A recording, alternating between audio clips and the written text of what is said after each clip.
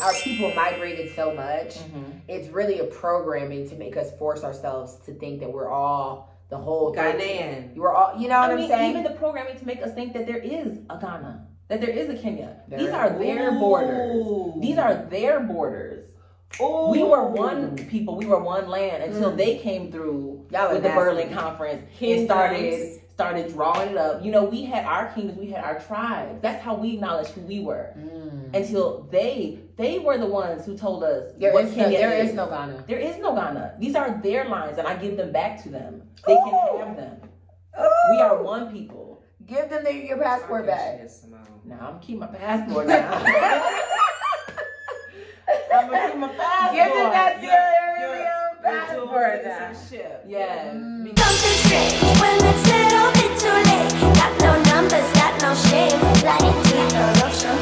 Got no time to be at home. When I do, I check my phone. Put my good boys in a row. Go like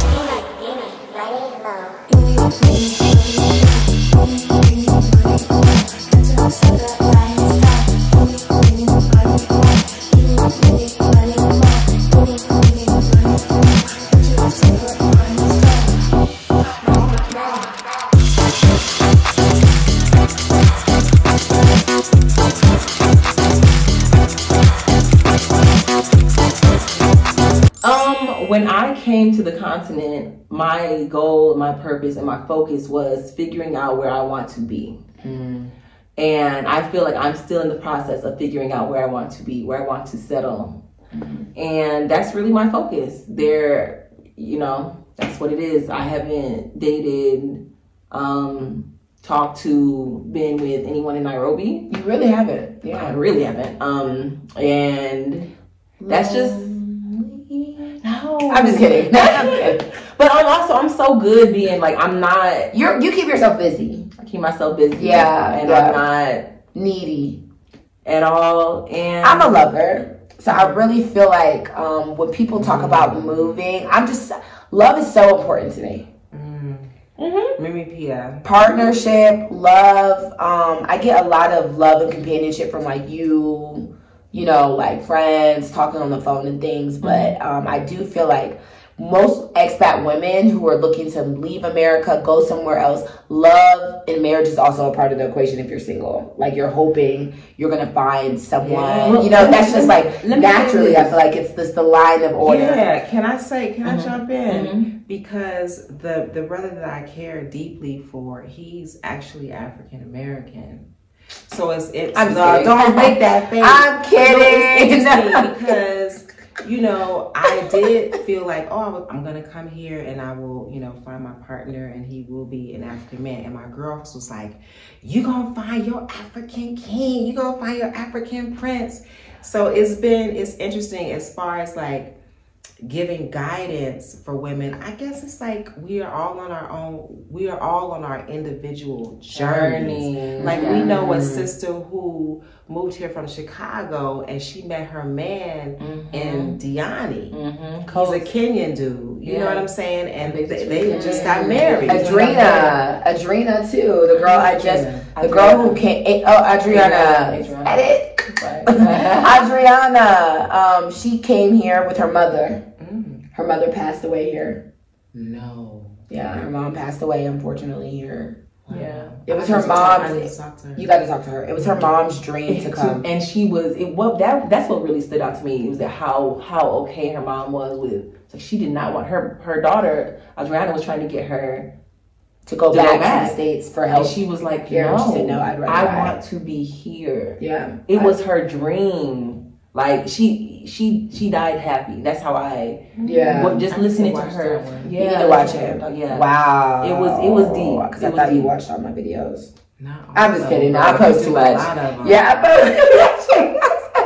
No, but all jokes aside, yeah, her mom passed, but she is here with her Kenyan man with whom she's like betrothed to, and she found him, and that's what I was saying. I feel like that's a big piece of the puzzle that people just don't want to talk about when you move. Most of us are looking for love, money, peace. But see, there's no shortage of men, right? Where we are. Or people. Or, let's just say people. there's no shortage of people, but it's also just about like, what are your sensibilities and what are you looking for? Because I think a lot of us have seen people partnered and been like, oh no, I would never do that. Because that's for them. It's not for you. I will say that just in general, when it comes to finding a partner, I've had too many experiences in my life where I'm such a person. I knew I wasn't about to stay in the U.S. That was not my goal. It hadn't been my goal for a while. So it got to a point where dating in the U.S. was kind of pointless if that's not where I wanted to be. And so that's why, for me, I'm kind of like, let me find where I want to be, because it doesn't make sense. Like, it's not the it's a big part of your partnership is location. You know, so for inevitably, at least for what in my experience, right? So I definitely didn't want to run into again finding someone where it's like, oh, this is great, but now you live, and that's okay. So in Nairobi, I haven't dated anyone, haven't talked to anyone. When I first came to Kenya, I came to Nairobi very briefly, but basically went straight to Coast. And so in Mombasa, I was living in Mombasa for several months, and that's where I met someone, and I had a relationship with my ex who was Kenyan American.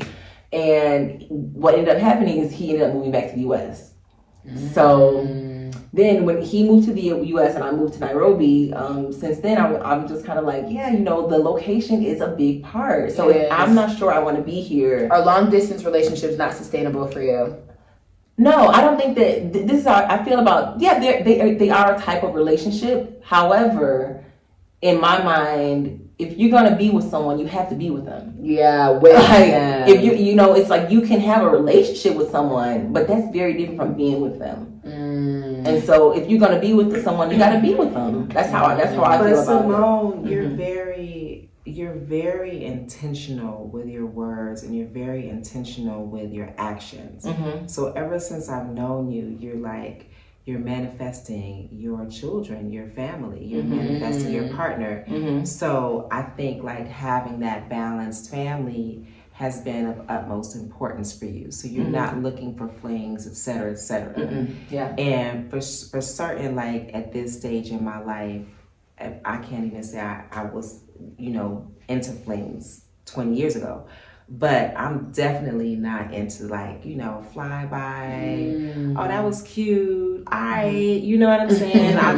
I'm interested in partnership. Right. Yeah. Healthy and whole. Yeah. And even with this person who I love dearly, you know. He who will not be named. He who will not be named. Like, he's made it clear, like, you know. So what did you do that stood out from the others? It's really like, for me, it's not about the doing with this particular person. I don't want to get too deep, but I had a past life with him. So that's what draws me, right? However, I'm not stupid either. So y'all had a formal relationship. I'm living my life. Y'all had a formal relationship. And like over 100 years ago. Oh, who told you that? I saw it. Damn. Vision. I thought you meant he was an ex. No. You know what my mom?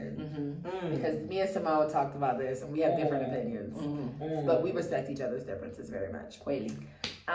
If you're dating a guy and he has lots of pictures of his ex, or just on his Instagram, or just some, even 50-50, and it's like you could easily delete them or archive, is that not like a red flag?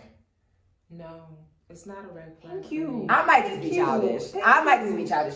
For me, it's just like, if I'm done with you, you're off my page. If I look up, everybody looks at your own social media page every day. If you're active, you know, you check yourself out every day. What does the scene look like? So why do I even want to look at my ex every day on my page? I don't. Well, I was interested in a dude, and he's Kenyan. I was interested in him. And somebody was saying like, oh, his ex, she's famous and she moved to the U.S. to make it big, da da da da da. So I was like, okay, what does she look like? They were like, just go to his page. So I scroll. First of all, he was no longer active on this platform. Well, that's different. But He's I not kept active. scrolling and I saw her and I was like, he didn't take her down because she meant a lot to him. And energy can never be destroyed. Love is an energy. So unless you like did me dirty, why would I take you off? And also, I feel like if I'm talking about, wait, this is my name, Britt. It's one thing if it's like, okay, if I met you and it's you know, January 2022, and I go to December 2021, and but it's another thing if you're like, okay, well, I dated this person in 2018, and there's photos of us. It's like, well, that's what you were doing in 2018. Like that's just the timeline. I'm childish then. I've even questioned like, why am I not posting like, you know, my snack of the week? Not that I have a snack of the week, but like, why am I not? I do. Just kidding. Like, there's people that I meet that I have like amazing exchanges with, and I'm just like, it doesn't really matter to me. I could be the cool auntie that come to every Thanksgiving with a different dude. That's your business. And my social media is a pretty accurate representation of my life. I'm not sharing a fantasy. You know what I'm saying? Yeah. I would have to disagree, but that's my opinion and I'll leave it there. Yeah. Y'all, I love my baby daddy. I have no issues with him. I texted him today telling him I love him. That's very adult of you. I do. I love him because he loves our son more than anybody in this world ever will. So, his ass ain't on my page. Y'all don't know what he looked like. As soon as we broke up, the baby shower pictures, pregnancy photo shoot. Y'all don't know what he looked like because he's not on my page. Why? Because he's not. I know what he looked like. Well, I post him on my story. With Bryson. You get what I'm saying? I post him on my story. Yeah, but what I'm saying is, when I look at my page every day up and down, I don't want to see him. I feel you. I don't. And when I go to a man's page every day, I don't want to see his ex or engagement photos with him and his ex. I guess maybe what's part of it scarier to me is when niggas be married with kids and they wife ain't nowhere on their page. That is very scary. So, I'm not even gonna share my story. Honestly, I'm not. Next, share. I have not come up. A lot of Kenyan men are very married, but cheating is normalized. I feel like it's an African thing. Cheating is very. I feel like most black men are very like black Americans that I have dealt with have been very more like, oh my god, I gotta hide out. I'm cheating. Like. You're more likely to hide it. But here it's almost normalized to where the wife may not even call if he's not home at 4 a.m. Do you get what I'm saying? Like, it's just like a, be blessed. Like, you know what I'm saying?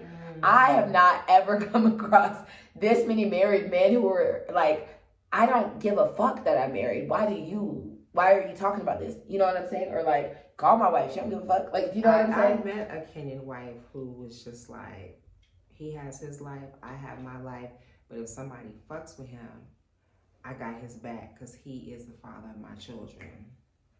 That's a culture that I have had to become assimilated into being normalized as the cheating culture here. And I just I assume men are married. Yeah. I just assume you're married. Yeah. You have to prove to me you're not married. And you having your own place isn't even enough for that because these niggas be having 3 houses. They do. You know what I'm saying? So, because I'm here to share my story. Do you know what I'm saying? It's a lot going on in the Matrix. Would you ever be in a polygamous relationship?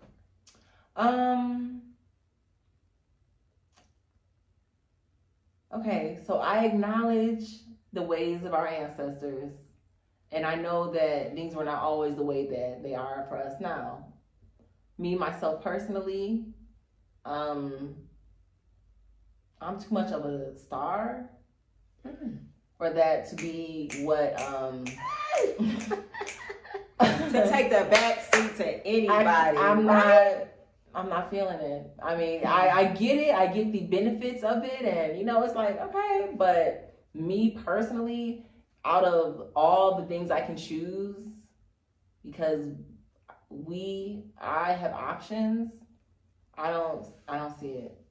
And look at myself. look at myself. I don't have my family. Y'all are like family to me, but I don't have like my family. I don't have Brayson. I don't have like my exes or, you know, like nothing that I'm like having to shell myself from. I can truly be myself, do what I want to do because I don't really give a fuck about what anybody about me here thinks because I don't know these people. You know what I'm saying? So I look at myself.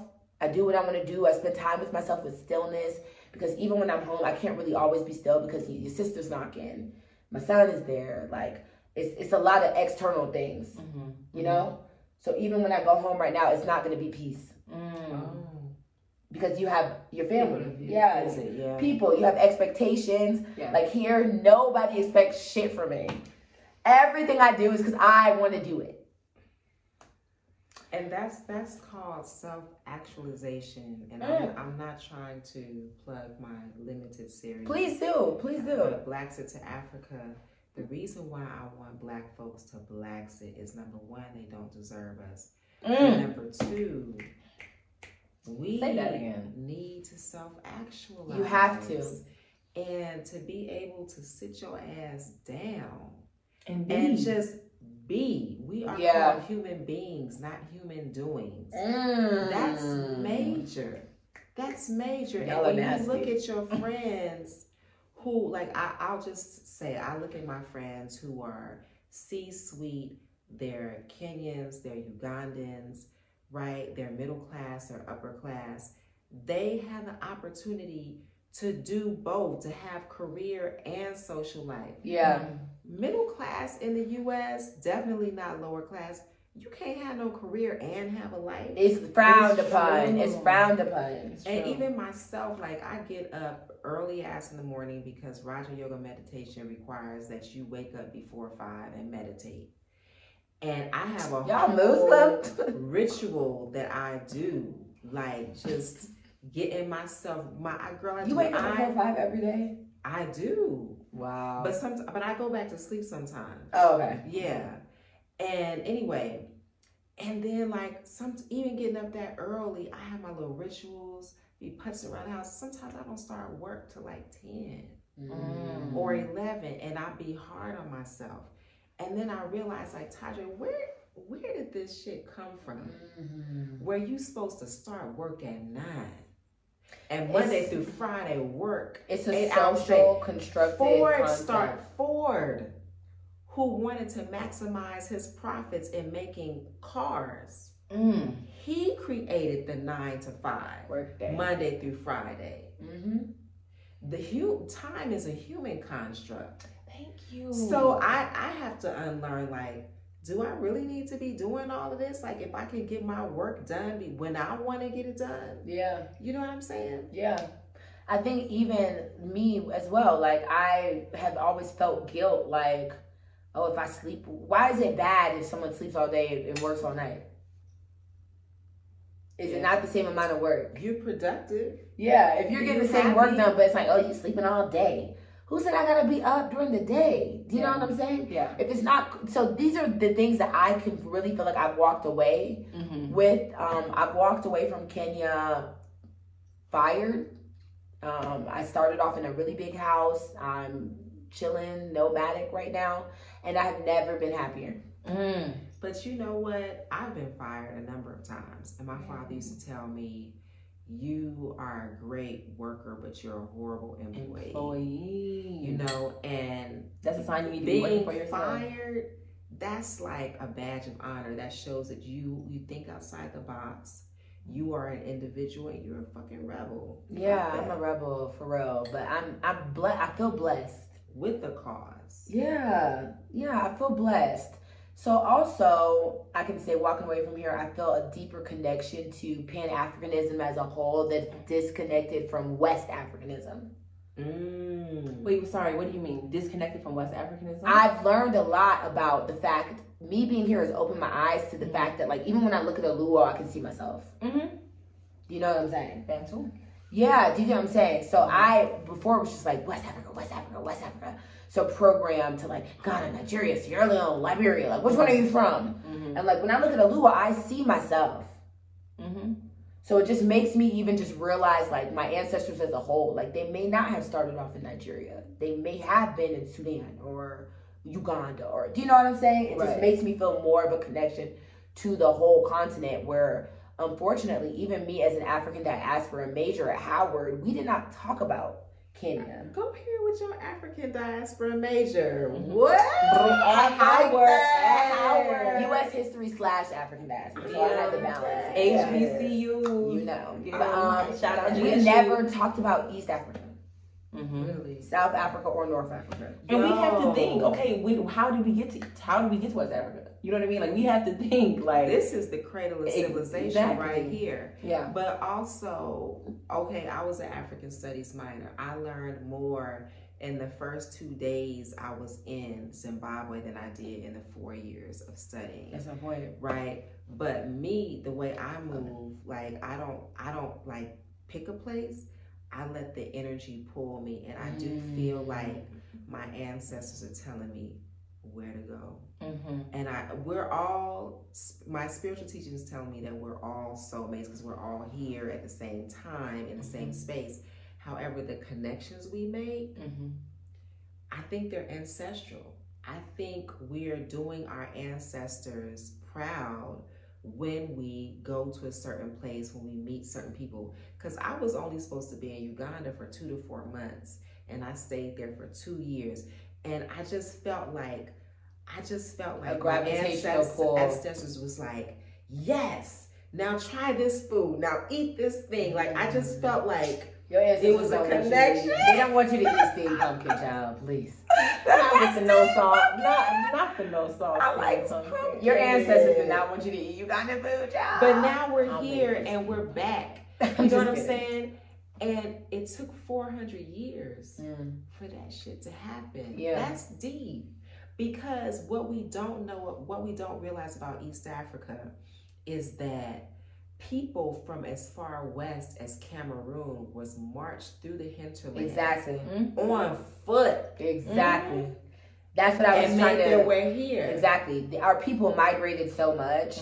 It's really a programming to make us force ourselves to think that we're all the whole... Ghanaian. We're all... You know what I'm saying? Even the programming to make us think that there is a Ghana. That there is a Kenya. These are their borders. These are their borders. Ooh. We were one people. We were one land until they came through with the Berlin Conference and started drawing it up. You know, we had our kingdoms, we had our tribes. That's how we acknowledged who we were.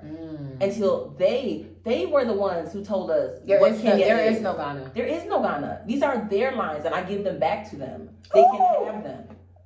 We are one people. Give them your passport back. Now I'm keeping my passport now.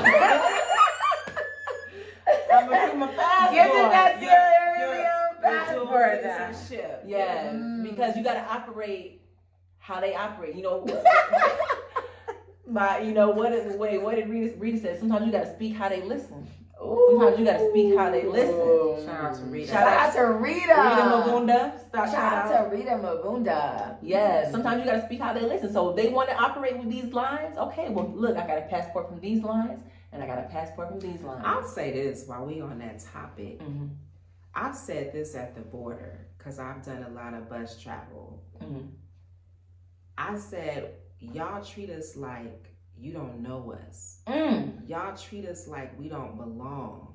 And the man was just like, I know, but like, there really needs across the continent, because when we was suffering during the slave trade, right? Who came for us? Who came for us? We talked the about British. Who came to the British ended slavery before No, they did not.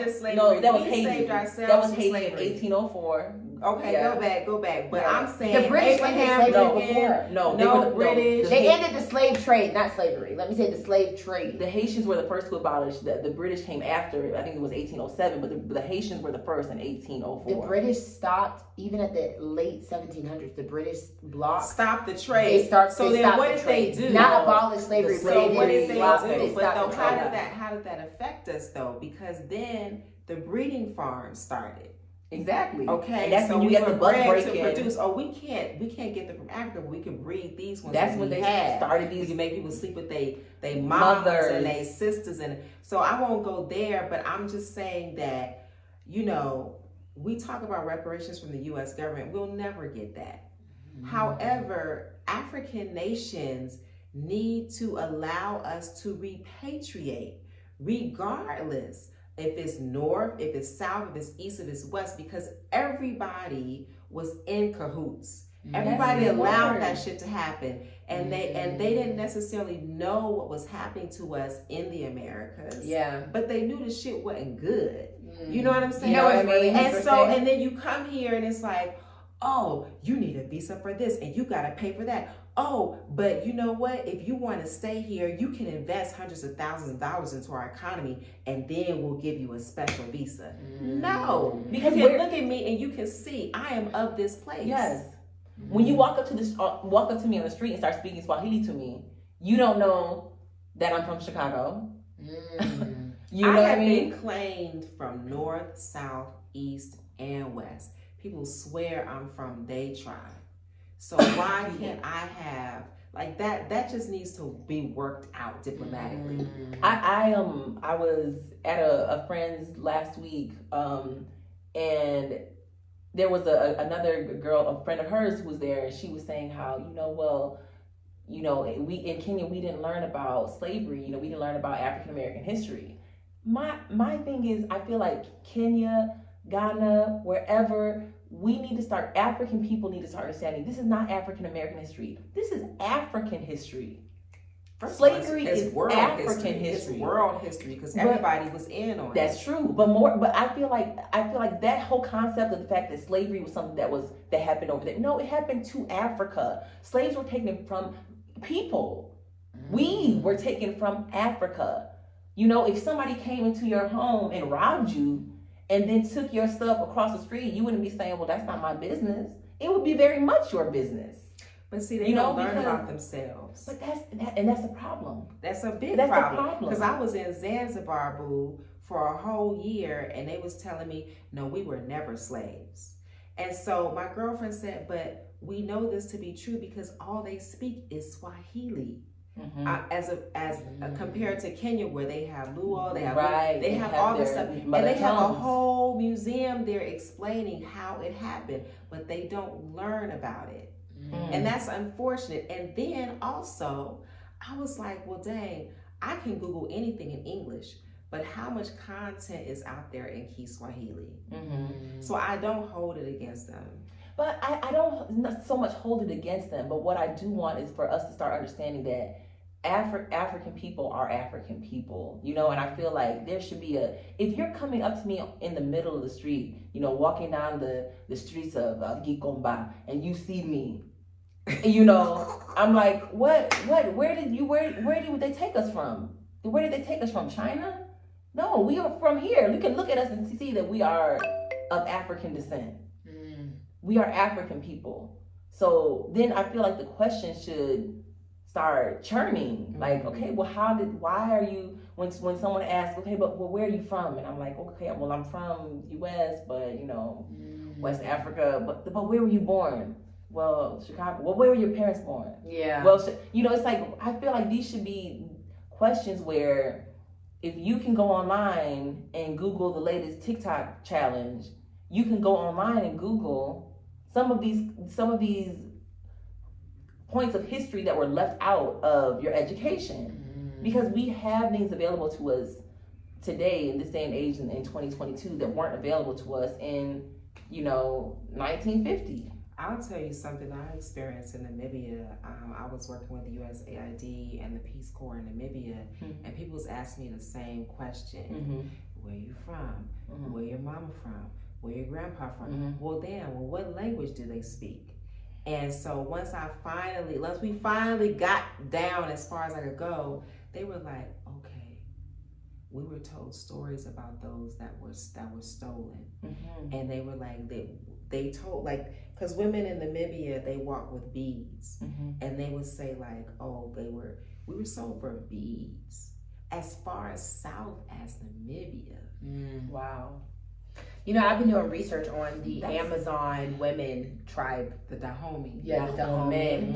Because I'm actually going to drop a video at the same time that Viola Davis drops the... And I have an issue. I'm going to drop a history video. Yeah. But what y'all don't know is that the kingdom of Dahomey actually got rich selling slaves. Yeah, we do know. I mean... Yeah, a lot of people don't know, though. They were warrior women, but they were fighting men who were not paying the full amount for what they were promised for slave people. They would kidnap from other tribes, empower them, and sell the slaves off. Yeah. And my issue with them is that they still have not not talked about it, but they show no remorse. They're like, basically, like when people approach them to ask for apologies, for remorse, still. No African country has ever issued no remorse. Like, I think Ghana has done the most with the year of return. Yeah, and I will say, kudos to them for at least attempting and acknowledging us, just to say, like, okay, yes, you come from us. We understand. Even if they won't acknowledge their part in it, I appreciate the fact that where it's like, okay, you are us. Come home. Come home. This at least acknowledgement that this is your home. You are from here. If it's not dependent on spending money, because a lot of these people is like, come home and spend money. Yeah, but I would say, Kwame Nkrumah, he left land for us. It's still available for us. And Ghana, they've definitely stepped up. Sierra Leone, you know what I'm saying? They've Shout out to Salon. But what I will say is, don't come here looking for acknowledgement. Don't come here looking for acceptance. Come on your own accord. Yeah. I love my people. I'm of the people. I'm a global citizen. But it could be the fact that I'm an introvert, and I'm my mother's only child, that I'm just like, I'm here being. But there is that piece where I'm just like, I think there were maybe only 1 or 2 African leaders that stepped forward while we were enslaved, but they didn't have that diplomatic power. The power. Yeah. It's very interesting. I feel like we, as African descendants, that power is now in us. And I feel like we are going to have to be the ones to say, this is what it is. We're coming for everything that we're owed. And we're not playing with y'all. Talk your shit, Simone. I will never, and that's one thing, even if it's not Kenya, I will never have a permanent home in the United States again. Because I'm not investing. I'm not taking a loan out to own land in a land that I was dragged to. So to all of our Black queens out there, Black kings looking to make the move, I always tell y'all, we're very special. That's one thing I tell all of y'all. Not a lot of people have the balls to get up and go. People ask me what made you move to Kenya? Why did you move to Kenya? A lot of us, even when we tell Kenyans, oh, I'm from America, and they're like, and you chose to come to Kenya. You know what I'm saying? Yeah. We get that a lot. So what do you want to say to people just looking to make that leap, or something that may be a mistake that you made, or just anything you kind of want to say to the people out there who are watching our videos saying damn, I wish that could be me. Dang, one day, Okay. I would say that first and foremost, it is very doable. Don't think that it's out something this lofty idea that's outside of your reach. You could never, yes, you can. I would say plan for it. Save your money. That's really what I've been living off of. Just plan for it. Have it in your mind that you're going to need something to come, and live within your means. Live within your means. You don't have to do what everybody else is doing. You don't have to live where everyone else is living. If you want to make it a priority to come, just have that be your goal, and see how you can work to achieve that goal. Cut out what you need to cut out. Just exclude what you need to exclude. Live where you can make it work. If that's your priority, make it your priority.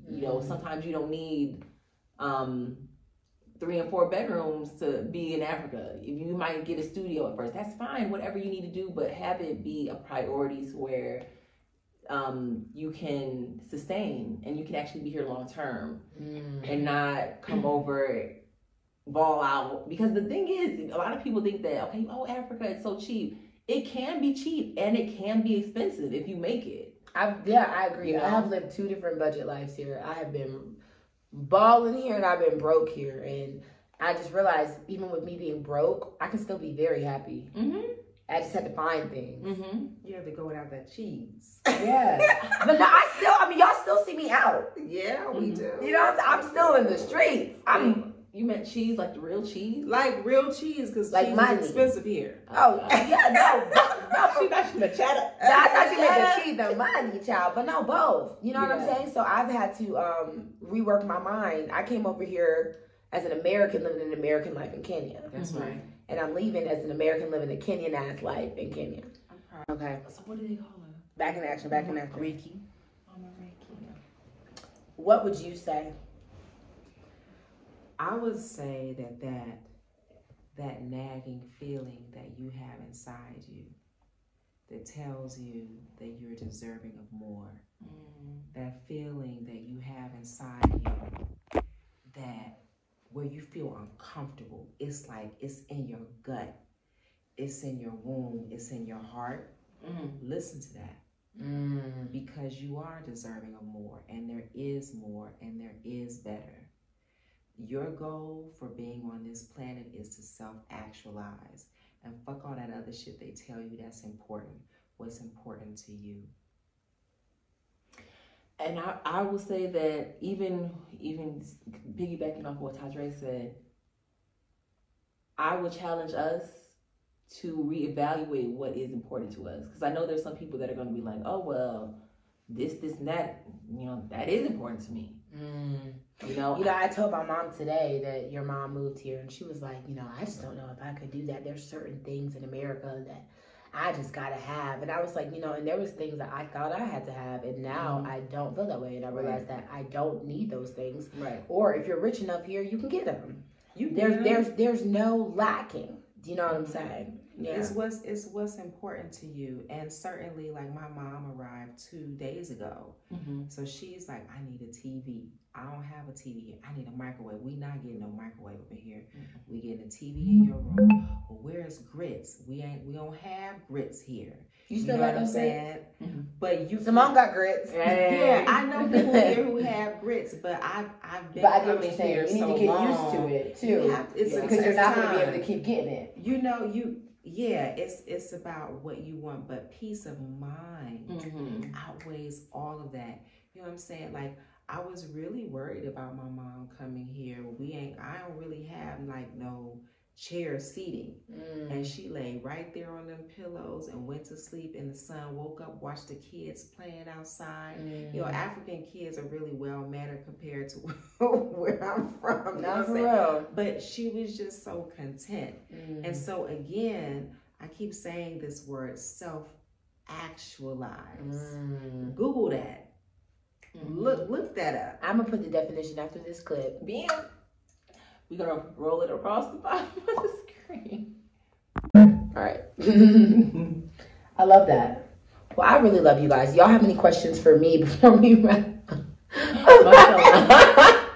I just feel wide on her. Do y'all have any questions for me before we wrap up? We do have questions for you, Britt. Okay. So what would you say from the time you touched down in Nairobi to now when you're going back home for a visit?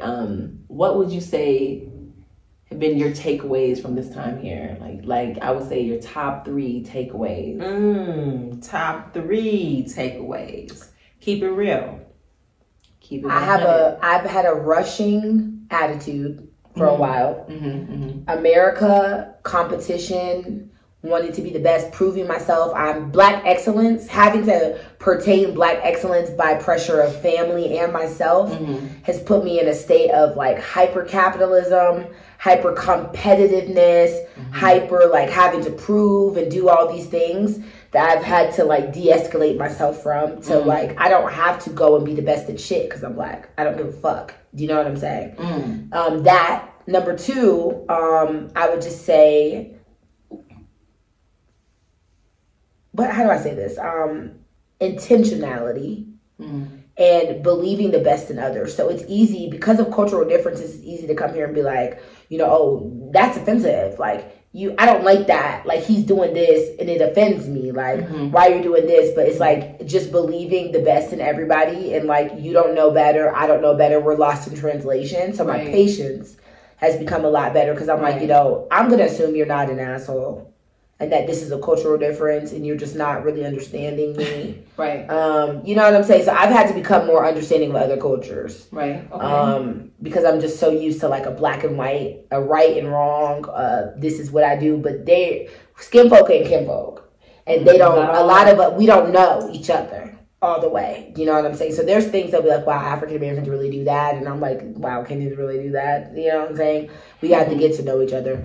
And three, money just cannot buy happiness. It cannot. It cannot buy happiness. Mashallah. I agree with that. And right now, I'm the brokest I've ever been since I was in adulthood. And I'm so fucking happy. I love it. Yeah. I'm not broke because my needs are taken care of. But like, I've learned the most now in my life that I ever have. I've woken up like free, just like a breathing experience. So now I know that God called me here specifically, because remember, I wanted to be in Ghana. God called me here to show me my purpose. I found my purpose here. Yeah, it's just been an open city to get to know yourself, play in different areas. I think in ways that the West, especially Accra, may not have shown me. And I've also grown independent here. Like, I'm by myself. I have no family. I sent my man back to Ghana, dumped his ass. My child is at home. Do you know what I'm saying? Like, I am facing myself. So I've gained a lot of strength in myself in a way that I never have before. I love it. Yeah. So I love that for myself. It's been an experience. I feel like it's been, it's been growth. I feel like we've all grown, and we're learning. I can say that. And it's made me thirsty to learn more about Africa, because I never would have thought about Nairobi a day in my life, honestly, until I got that job. Hitler. I was gonna say upbringing, but I want to thank y'all for being you guys. I want to thank you guys for being transparent. I want to thank you guys for lessons. I have learned a lot from both of you ladies, and I mean that. Every time I talk to somebody, they're like, oh my God, I want to be like Toddre when I grow up. You know what I'm saying?